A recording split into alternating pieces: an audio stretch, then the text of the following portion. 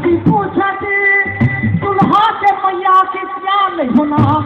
अरे ससुरलिया के कान बेटा क्या नहीं होना। ससुरलिया के कान बेटा क्या नहीं होना।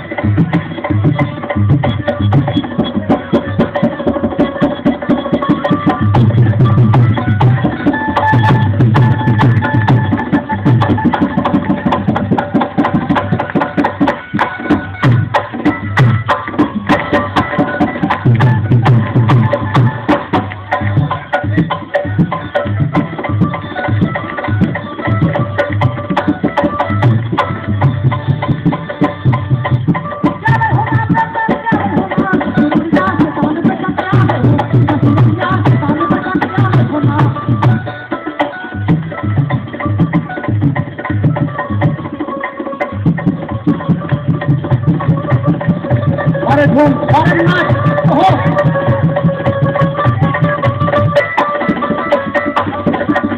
हमारे सुनने वाले पाले हो गए।